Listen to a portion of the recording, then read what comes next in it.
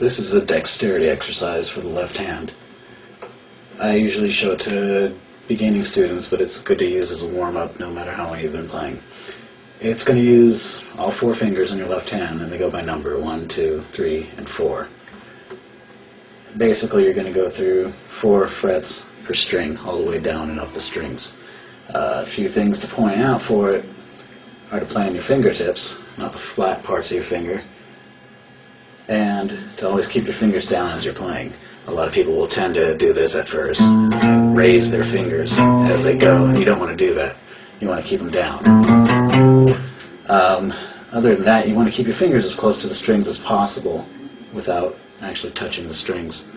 The reason for that is the closer you are to the strings, the quicker you're going to be able to get to the notes. For holding the notes down on the frets, a lot of people will play right in the middle of the fret wires. I like to get as low as possible. Either way will work. The lower you are on the fret, though, it's going to enable your reach. A lot of people, the first time trying this, it's the ring finger and the little finger that have the hardest time either reaching or just the strength to hold down the strings.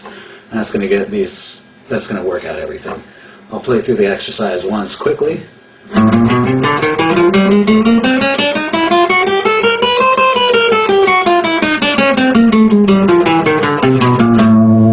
And now go over it really slow.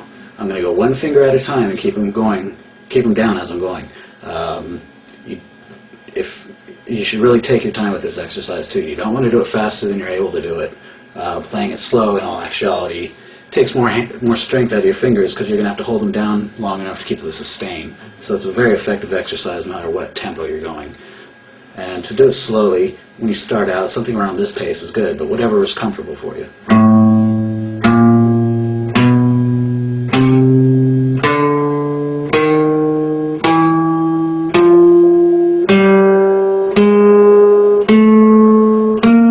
All the way down to the first high E string. After you get comfortable with trying to play downwards through the strings, then you want to try to be able to go back and forth. So you're going to go forwards and backwards through the same exercise. Going backwards is going to be a little bit different. It's going to feel different as well. You want to start, once again, now you're going to have all 4 fingers down when you start. And you'll hit the first note, then just lift your first finger, your 4th finger, sorry. Then your 3rd finger, then your 2nd finger. And by now you want to start making way up to that B string, and everything will be ready to fall into place. So you can play through it continuously like this.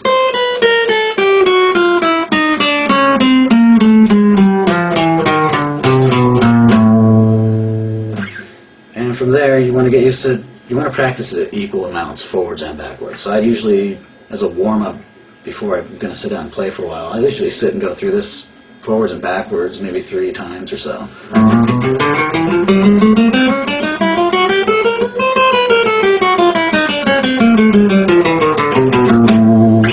So this exercise works really well for a warm-up, whether you're just getting ready to play for a little while. I'll usually zip through that a couple times just to get my hands warmed up, but it also works well for beginners just as an exercise to develop the muscles needed in your hands.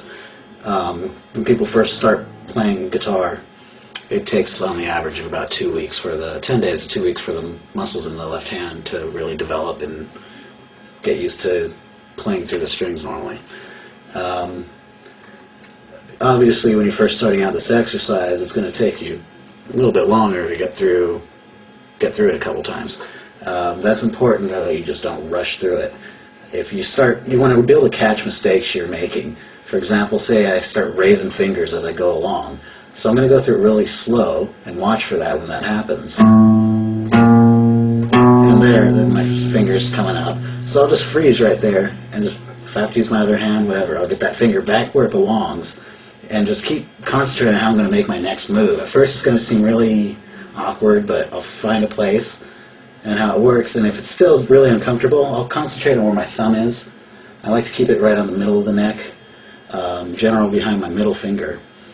And that's going to enable, if my thumb's up higher on this side of my index finger, it makes it a lot harder to reach. So keeping it centered gives support balanced out to all 4 fingers, and it's also allowing me to reach a lot further if I need to.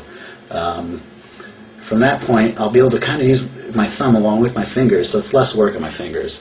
and it's not going to be so hard to hold down the notes. After practicing the exercise, and it's going to gradually become easier and easier to get there. When it starts getting easy for you, that's when it's time to step it up a notch, though. There's a lot of different variations of this that can be done. So no matter what level you're at, there's always a way to make it a very effective exercise. The first step would be just shifting up a fret every time you get through the strings, and shifting up again when you get all the way down the strings, back and forth. Basically, I'll start out normally with frets number 5, 6, 7, and 8. And I'm going to go 5, 6, 7, 8 down through all 6 strings. And when I get to 8 on the high E string, I'm going to shift up to 9 and go backwards. I'm going to go 9, 8, 7, 6 through the strings.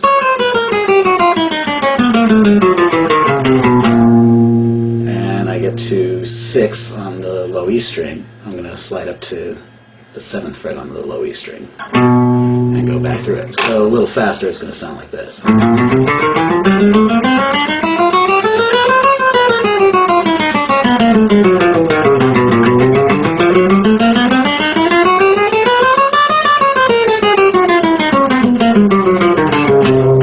That's a workout. With this workout, I usually like to base it around the 5th fret because that's the average spacing of the frets. They're larger at the top, of course, and get smaller at the bottom. That's just a good average place to get used to it. It's always a good idea to move it around, though. It's going to be a lot harder as far as stretch goes, starting at the 1st fret, of course. And it gets pretty tricky past the 12th fret as well, as the spacing is just so tight together. You definitely want to get used to it in all areas of the neck. Another variation, pretty much everything you start to learn for technique you can add into this exercise. A good example would be hammer-ons. As you get into those, just use hammer-ons through the whole, all the way down, and then pull-offs up.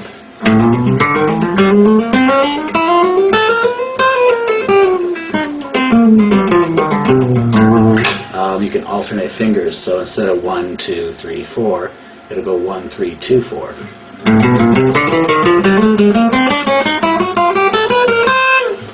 Pretty much anything you can think of that's in a pattern, the trickier it is, the better exercise it's going to be.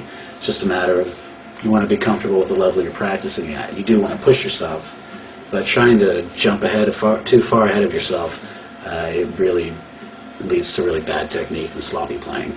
Just like starting off the exercise, I've seen a lot of people that try to just zip right through it. When you do that, you can force yourself to play it a lot faster than you really can, but you end up missing the notes. It's going to sound sloppy, and you're not getting the workout, really. That's the essential part of the exercise, because obviously it's not a very musical sounding, not very melodic, which is also a good thing for especially the beginning stages of learning guitar, as it usually takes a little while for someone to learn how to tune their own instrument. So even if you're out of tune, there's really no excuse you can give yourself to not practice this exercise.